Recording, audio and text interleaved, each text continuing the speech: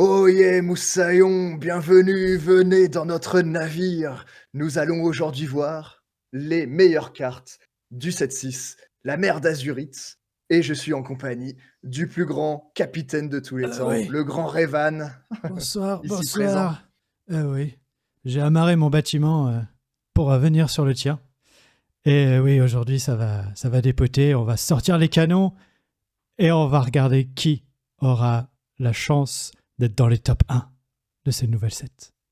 Allez, on commence tout de suite, n'est-ce pas? Ouais, mais je vais peut-être Avec... repasser à ma voix normale. Je pense que je vais pas durer toute la vidéo. Ouais, moi aussi. On va commencer avec Ambre et la première carte pour nous de ce top 5, donc en 5e position, ça serait Lilo. Donc elle coûte 2, ancrable, 1 d'attaque, 2 de vie, l'or pour 2 et au début de notre tour, si cette carte est dans notre défausse, on peut payer 2 et la rejouer. Donc elle va venir de la défausse pour venir sur le board, mais elle rentre en jeu épuisée. Donc c'est une carte qui peut être intéressante justement quand on va dire en milieu de game, fin de game d'un aggro, il a besoin de ressources, il a plus trop de cartes en main, bah, il peut toujours faire revenir un personnage qui en plus l'or pour 2, donc ça peut être intéressant. Ouais, bah t'as tout dit, hein. En vrai, cette carte-là, elle est pas mal. Maintenant, c'est dommage qu'elle revient épuisée, quoi. Mais bon, on peut pas tout avoir. Ouais. Dans un fin de game, en hyper aggro, je pense que... Parce que du coup, si on a plus de cartes en main, qu'on joue, et si on en a deux dans le... qui Dans sont la défausse. bannis, dans la défausse, voilà. Je veux pas dire cimetière. Bah du coup, c'est mieux pour retourner et faire du board, quoi, tout simplement. On recycle. Eh oui, Moussaillon, le recyclage. Ouais, c'est une bonne carte en tout cas qui joue de la défausse, c'est plutôt intéressant. Après, j'ai quand même du mal un peu avec cette carte, mais l'effet est intéressant, tout le monde l'a remarqué, donc c'est pour ça qu'elle est aussi dans ce top. Elle va être attestée cette carte. Ouais, je pense voilà, c'est ça. Faut la tester et voir ce que ça va donner. Ensuite, nous Ensuite, passons à la piste de Sugar Rush. Voilà, donc là, on n'est pas trop pirate pour le coup. Donc, lorsqu'on déplace un personnage d'un lieu sur celui-ci, on peut bannir ce lieu-ci pour gagner 3 éclats de l'or et piocher 3 cartes. Bah, c'est pas mal, surtout que dans cette extension de pirates, on a pas mal de cartes qui permettent de bouger les personnages de lieu en lieu. Je pense à Vaiana en rouge, on en reparlera après. Et du coup, c'est 3 lore un peu facile. Donc clairement, 6 pour mettre un personnage dedans, clairement, on le fera jamais. Donc il faut que ça soit par un effet ou rien. Peut-être que le tuk-tuk du chapitre précédent... Le tuk-tuk. Le tuk-tuk, tuk-tuk, voilà. La petite bestiole là. Le rat des mers. Bah du coup, il va peut-être pouvoir avoir son intérêt du coup dans ce set. C'est une 2 non ancrable qui a 7 de vie, mais elle n'est pas destinée à rester. Donc, toi qui résiste un tour, c'est bon. Il y a pas mal de cartes qui permettent de déplacer des personnages gratuitement d'un lieu à l'autre. Il y a voyager, il y a une carte côté émeraude du 7-6 qu'on verra après qui permet de le faire aussi. Donc, ça peut ne pas être si compliqué que ça de faire l'effet de ce lieu. Donc, Ouais, il y a juste la qui est quand même puissant. précondition. Il y a juste la précondition d'avoir un personnage sur un autre lieu. Voilà. C'est ça. Et ça se combat, je crois, avec une autre piste de Sugar Rush, d'ailleurs. Ouais, bah la rouge. Qui permet de déplacer aussi gratuitement. Qui permet de déplacer gratuitement, ouais, donc c'est pas mal. Ils ont bien pensé. Hein. Voilà, ça va bien ensemble. Ensuite, on a les nouveaux persos de cette extension, une nouvelle licence qui est Tic et Tac. Donc là, on vous présente les Tic et Tac Alter Floodborn. Donc elle coûte 8 non ancrable, 6 d'attaque, 6 de vie, l'or pour 3, peut être joué pour 5 avec la capacité Alter. Durant votre tour, chaque fois qu'une carte est placée dans votre réserve d'encre, vous pouvez renvoyer un personnage de votre défausse et l'ajouter à la main. Donc on peut récupérer des cartes comme ça. Et il y a en particulier un autre tic qui est pas mauvais, qui permet, quand il arrive en jeu, de donner plus 1 d'éclat de l'or à un autre de nos personnages. Donc dans un deck aggro, ça peut être joué, ça peut être intéressant. Donc voilà, c'est pour ça qu'on l'a mis aussi dans ce top. Exactement. 6-6, pas mal. Ouais, si on arrive à l'alter pour 5, c'est costaud. Ouais. Un beau body. Ensuite, légendaire. Le Simba, protecteur des lions, 5 non ancrables, 4 killer pour 2, alter 3. C'est ça qui est fou. Donc ça fait un bon body déjà, T3 pour Ambre. À la fin de notre tour, si le personnage est épuisé, on peut redresser nos autres personnages. Donc parfait pour protéger nos petits bodies, peut-être une Lilo, qui sait. Parce que du coup, il peut bien se comboter avec la Lilo. Parce que la Lilo revient épuisée, il peut la relever. Donc on part sur une bonne synergie de cartes là déjà, juste entre ces deux cartes de cette couleur, mais qui va clairement aussi être utile pour d'autres cartes des decks aggro. On pense aggro, mais ça peut être joué aussi avec autre chose, évidemment.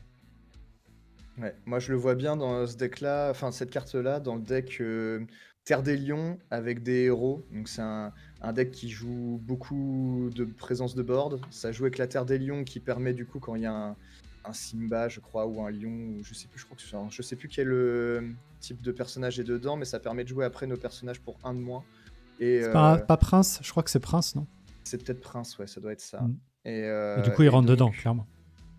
Et donc c'est ça, on a le petit Simba gris tour 1, il y a aussi le petit Simba côté ambre qui a protecteur, là, le lionceau protecteur. Bodyguard, donc, ouais. Bref, il y a pas mal de possibilités pour de support d'alter à cette carte. Et donc ça rentre très bien dans le deck. Yes. Très bonne carte à avoir. Et notre top 1, et le top 1. c'est une Tiana qui coûte 3. Non ancrable, 1 d'attaque, 4 de vie, l'or pour 2. Et c'est surtout sa capacité qui est intéressante, c'est tant que ce personnage est épuisé, chaque fois que l'un de vos personnages est défié, donc elle aussi, le personnage qui défie a -3 d'attaque pour le reste de ce tour, à moins que le propriétaire du personnage, donc l'adversaire, paye 3 pour ne pas avoir -3 d'attaque. Donc en fait, cette Tiana, elle va venir protéger votre board. Donc c'est vraiment très très fort si l'adversaire ne peut pas la gérer. Après évidemment contre rouge ça sera moins fort, mais contre toutes les autres couleurs, c'est une carte qui va vraiment poser problème à pas mal de decks. Ouais, surtout que ça permet de gérer les ressources adverses. Donc utiliser 3 d'encre pour pouvoir attaquer, ça fait mal, quoi. À moins que d'avoir un personnage avec une grosse attaque, à ce moment-là, le -3, on s'en fiche. Mais bon. Très bonne carte, cette petite Tiana. Donc top 1, top 2 des légendaires, hein, voilà. Ouais, les légendaires Ambre sont pas mal, ouais. Ouais, franchement, je pense que Ambre a pas mal de bonnes cartes. C'est pas la seule couleur, mais elle fait partie des bons lotis, des bien lotis. Passons maintenant côté améthyste. Oui, côté améthyste, nous avons le sceptre de Maléfique. Donc, qui est un objet 2 ancrable, et à chaque fois qu'un personnage ou un objet ou un lieu adverse est renvoyé dans la main de son propriétaire depuis le jeu, on gagne un éclat de l'or. Alors clairement, cette carte-là va rentrer dans les verts, violets, bands, principalement. Je pense que la jouer dans d'autres decks, c'est pas forcément utile, de moment avec du violet, parce que on peut pas miser sur est-ce que notre adversaire a joué du bands, donc autant le forcer à bands et profiter de ce sceptre. Ouais, ça va dépendre vraiment de la méta, si le vert et le violet bandent beaucoup, et si c'est le cas, ça peut aussi permettre de gagner du lore quand l'adversaire bounce une carte. Donc ça peut être sympa de jouer ça, que ce soit dans tous les decks verts ou violets, qui jouent une des deux couleurs ou les deux. Donc, mais seulement si... moi, je partirais vraiment du principe que si on joue pas un deck qui bounce l'adversaire, on la joue pas. Mais si on joue un deck qui bounce l'adversaire, il faut la jouer. Après, ce que tu disais, la méta fera en sorte de savoir si on la joue dans les autres. Mais c'est pas genre dans un rouge-violet, tu vas pas jouer le sceptre, quoi. Il y a mieux. Et je le vois pas trop jouer tour 2. Genre T2, je mets le sceptre parce que c'est un peu lent. Je le vois plutôt jouer en mid-game, tu vois, quand tu vas vraiment commencer à bouncer. T'as un move qui peut être pas mal, c'est genre T3, tu joues la Ursula perfide qui chante 2 fois. Ouais. Tour 4, tu joues le sceptre et tu l'as fait chanter Mother's Knows Best, là, N'écoute que moi. Ouais. Pour renvoyer 2, ça te fait 2 de gloire, c'est plutôt pas mal. T'as des curves comme ça qui vont être sympas à jouer avec cette carte-là, et c'est ça qui est bien. C'est clair. Ou Bobidi Bobidi Boo, voilà. Oui, ça marche c'est une aussi. carte qui peut revenir, ouais. Passons à la 4e position. Et Scar. Scar. Vas-y, je te laisse la faire, c'est Scar, c'est pour toi. Alors, Scar 6 non ancrable 4-4 qui lore pour 2, qui a charge et qui a offensif plus 3, donc autant dire que c'est un destructeur de château. Voilà, direct. C'est un mage, je pense que ça faut le noter, le garder dans sa tête. Peut-être moyen que quelque part avec les cartes mages qui sont sorties, je pense à la Améthyste recherche de la couronne brisée, je crois que c'est un truc comme ça, avec Jafar dessus. On permet de piocher, elle coûte 1 de moins par mage. À voir, bref. On verra cette carte. Voilà. Je dirais peut-être le fait que ça soit un mage, je sais pas s'il est là par hasard ou pas. Mais bon, ça reste une très bonne carte qui va chercher à peu près tout ce qu'on veut. Du coup, je pense que en 2 fois max dans un deck, parce que bon, 6 non ancrable quand même, donc faut pas abuser. Mais je pense que ça reste vraiment une bonne carte, que je pense qu'on la verra, elle. Ouais, je la vois bien vraiment dans une méta où il y a des lieux, ça va être joué. Surtout que derrière, une fois qu'il a tapé les lieux, ça reste un bon body, 4-4 killer pour 2. Il peut soit aller embêter l'adversaire, il va se casser les dents dessus, soit alors il va gagner des éclats de l'or. Donc une bonne carte. Ouais. Après, je pense pas qu'elle serait jouée dans les decks rouges. Rouge-violet, par exemple. Parce que rouge, ils ont assez de force déjà. Ils ont Maui, donc ça serait utiliser un spot 6 non ancrable pour peut-être pour autre chose qui serait bien. Je pense à Medusa ou Tremen, tu vois, tout de suite. Mais voilà, je pense qu'il y aura des choix à faire par rapport à ce Scar dans certains decks. Ensuite, nous avons Diablo. Diablo, alors pourquoi on met cette carte-là? Donc Diablo, il coûte 1, il est ancrable, il a 0 d'attaque, 1 de vie et il ore pour 1. Et lorsqu'il est banni, on pioche une carte. Alors vu comme ça nous paraît pas non plus foufou. Mais on en a pas mal discuté avec Revan. Et en fait, cette carte-là, on pense qu'elle pourrait remplacer les adeptes de Chernabog dans les decks violets. Ce Diablo nous garantit en fait de piocher. Alors que les adeptes, pas forcément. Et les adeptes étaient principalement joués pour piocher. Alors que parfois, ils ne permettaient pas de le faire parce qu'ils se faisaient gérer par un blast ou par autre chose.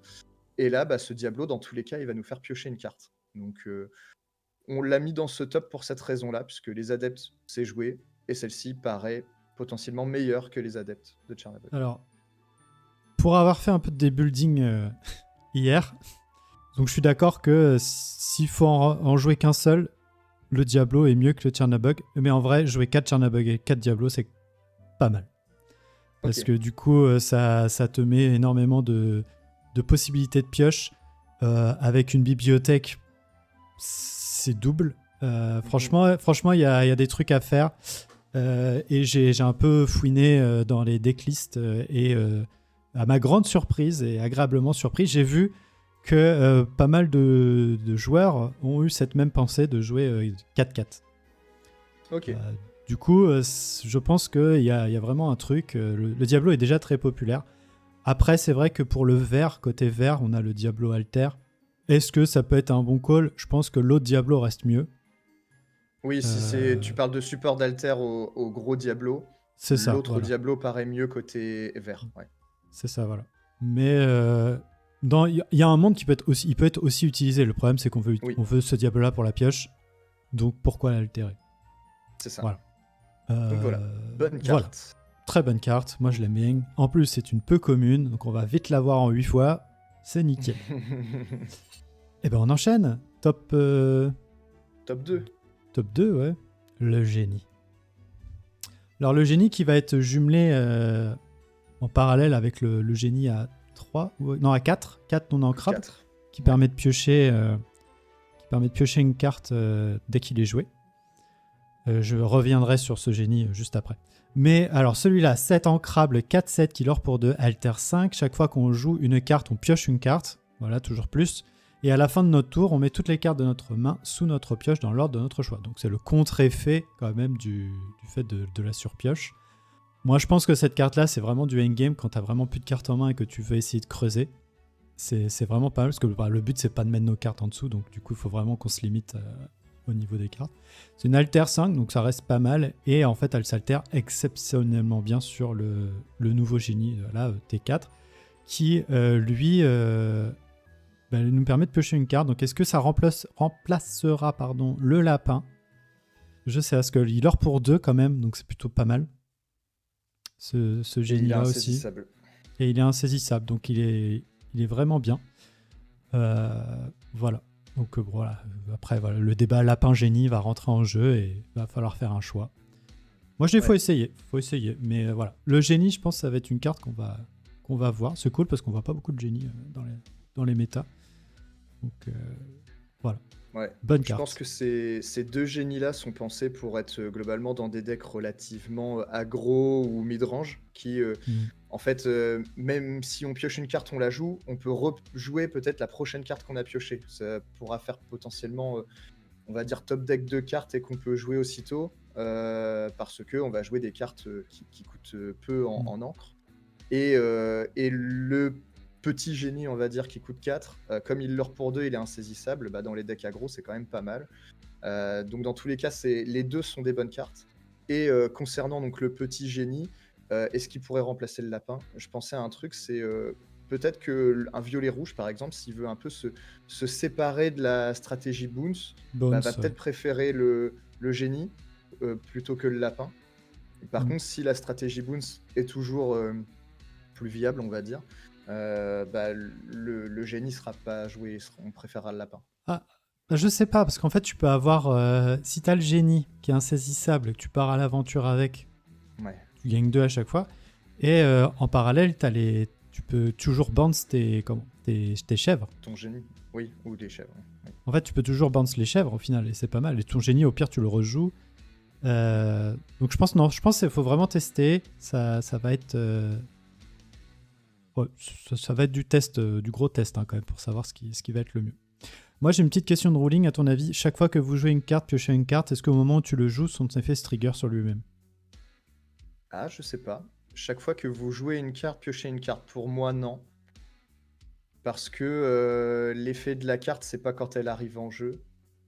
Elle a pas encore l'effet quand tu poses la carte, je dirais. Je pense pas. Si vous avez une idée, dites-le nous, parce que celle-là, elle est un peu tricky.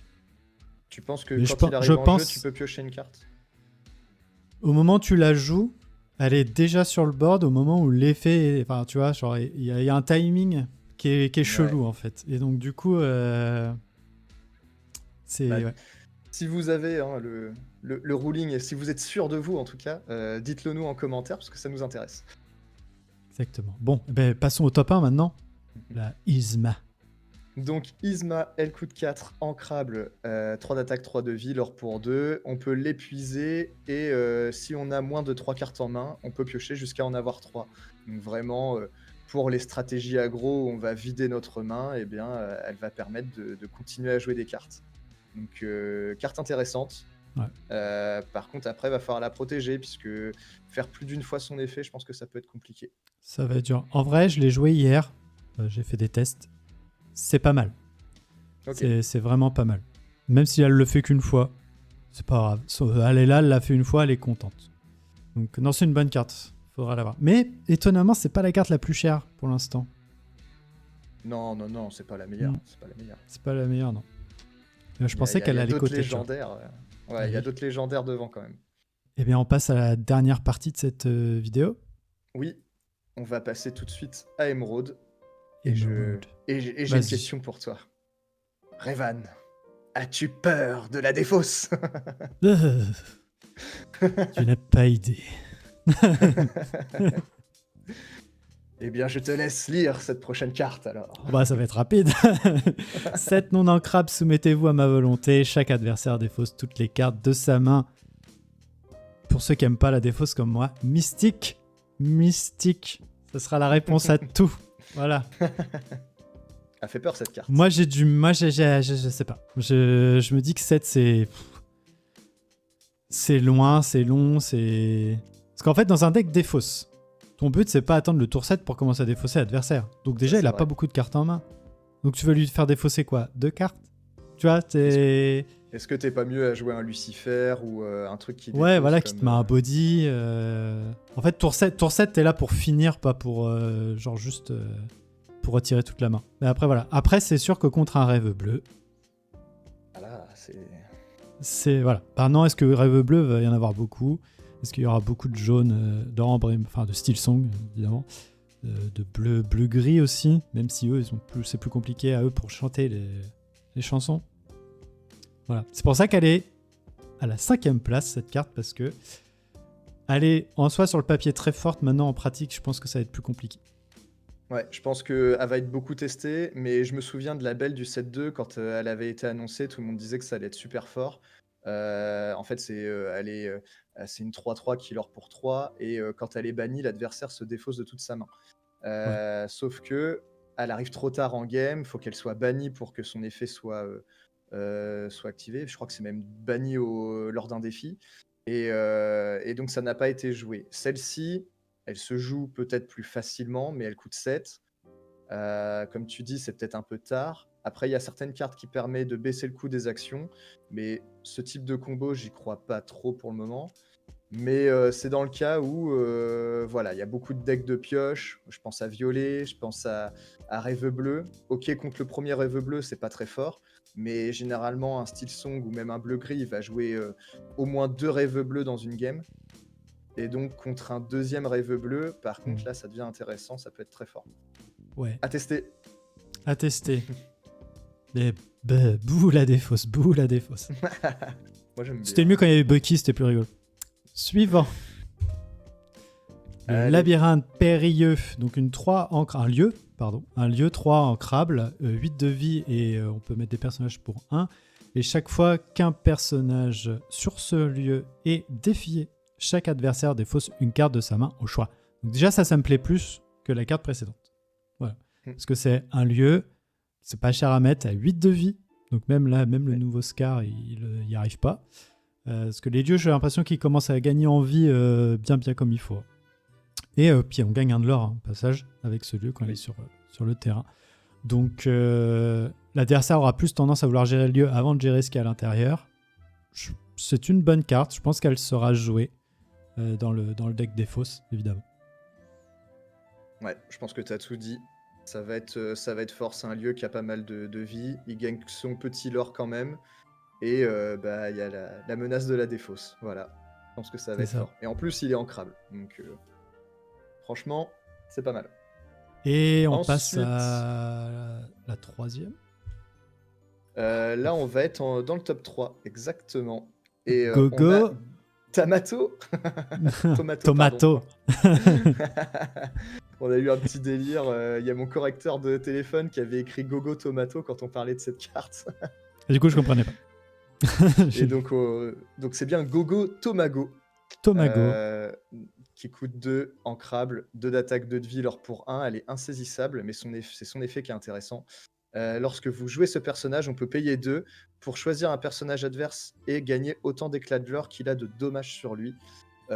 Donc on pense que cette carte peut faire des trucs débiles. Il y a quand même pas mal de personnages qui sont des gros sacs à PV, on pense à Tamatoa par exemple. Si on peut leur mettre ne serait-ce que 3 dommages par exemple, jouer Gogo Tomago, ça nous fait 3 de l'or. En plus de ça, elle coûte pas très cher, donc ça peut se répéter lors d'un bounce. Enfin, elle coûte 4 si on veut faire son effet.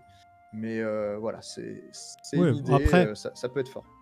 Des cartes où il faut payer pour quand on la joue, je pense à Anna du set précédent, ça se faisait. Et elle a coûté 5. Oui, c'est ça. Tu vois, donc en fait, c'est pas...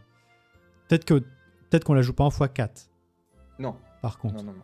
Mais ça peut faire gagner pas mal d'éclats de l'or, je pense. Ouais. Je pense qu'en finisher à la fin, là, ça peut être pas mal. On passe au top 2. Le module de transport 1 ancrable. Au début de votre tour, vous pouvez déplacer gratuitement l'un de vos personnages sur un lieu. C'est un objet, donc il reste. On ne paye rien et on ne doit même pas l'épuiser, pas le bannir. Donc c'est je pense très fort, surtout on a vu dans les Ambres le lieu où si on pouvait déplacer un personnage, on gagnait du lore. Enfin, c'est quand même très très très très fou. Je pense que ça va être une bonne carte dans un deck lieu vers du coup Émeraude Ambre. Je pense à celui-là parce que du coup ça va être le plus simple. Mais il y a d'autres lieux aussi qui ont des effets quand on les déplace. Il y a peut-être un bémol à cette carte, c'est que le déplacement se fait au début de notre tour. Donc, si on a cet objet en jeu, qu'on pose un lieu, on ne pourra pas mettre nos personnages directement Ouais. dedans via cet effet-là. Il faut que notre lieu ou notre objet, du coup, résiste un tour. Mais, et nos personnages aussi, pour le coup. Mais, donc, ça fait quand même des conditions. Mais quand on y arrive, bah, mine de rien, c'est quand même pas mal. On a pas mal de lieux qui ont des effets intéressants. Tu as parlé de la piste de Sugar Rush. On a parlé du lieu juste avant aussi. Qui permet de défausser. Donc ça peut être sympa, ça peut accélérer la mécanique de lieu assez fortement. Donc c'est pour ça qu'on l'a mis dans le top. Mais je pense qu'elle sera jouée. En tout cas, on va tester ça, c'est sûr. Oui. Bah, c'est surtout que c'est un lieu. C'est un objet, pardon. C'est un objet qui va rester. Donc en fait, si on en met un. Après, si on en a deux, je présume qu'on peut en déplacer deux. Oui. Donc voilà. À garder. Et top 1. Du coup. Top 1. Ah, là, c'est de la défausse, c'est pour moi. Vas-y. On a Basile, détective déguisé. Elle coûte 6, ancrable, 4 d'attaque, 5 de vie, l'or pour 2. Il est alter 4. Et durant notre tour, chaque fois qu'on place une carte dans notre réserve d'encre, on peut payer 1. Et l'adversaire choisit une carte de sa main à défausser. Donc ça peut être très fort. On pense évidemment à un deck vert-bleu où on pourrait ancrer plusieurs fois par tour et donc faire défausser plusieurs cartes en un tour. En plus de ça, il y a des basiles qui sont bleus. Donc pourquoi pas. Je pense que cette carte, elle peut être testée dans ce deck-là, dans ces deux couleurs bleu-vert. Donc voilà, sympa. J'aime bien. Oui, bah, t'as tout dit. Hein. Moi, ça va être une très bonne carte. Après, à voir sur quoi on peut l'alter. En bleu, il y a des choses, et en vert, je crois qu'il y a des nouveaux basiles, mais qui sont pas fous. Après, il peut se jouer flat. Mais bon. Sur Morph. Il peut se jouer sur Morph. Sur Morph, bah oui, c'est vrai, je suis bête. Sur Morph. Le petit Morph, il est partout, lui. Oui, voilà. Et bien voilà, Pas on a mal. fait le tour pour ces 3 premières couleurs. Mais oui. C'était C'était quand même plutôt pas mal, on a vu des bonnes cartes. Ah ouais, ça promet hein, quand même. Ça promet, j'ai hâte d'avoir tous ces boosters et tout ouvrir là, telle une caisse de rhum là. Ça va être pas mal. C'est ça. En tout cas, on se dit à la prochaine pour une autre vidéo qui arrivera très bientôt pour les 3 autres couleurs, donc qui seront rubis, saphir et acier. Et dites-nous si vous êtes d'accord, pas d'accord, tout ça, hein, évidemment. Évidemment, faut commenter, faut débattre. Peut-être qu'il y a des cartes qu'on est passé un peu à côté aussi, hein, certainement. Sur le 7-5, vous l'avez vu, hein, on n'a pas été forcément très bon. On n'a pas été si mauvais que ça. On a ça va. Certaines couleurs, ça allait. C'est honorable. Maintenant, on verra peut-être qu'on a pris plus de choses en considération en faisant cette liste aussi. On a un peu plus réfléchi, je pense. Ouais. C'est ça. Et sans boire une seule goutte de rhum. Enfin voilà, on espère que cette vidéo vous a plu et on se dit à très vite pour la partie 2. Boujou. Allez, boujou.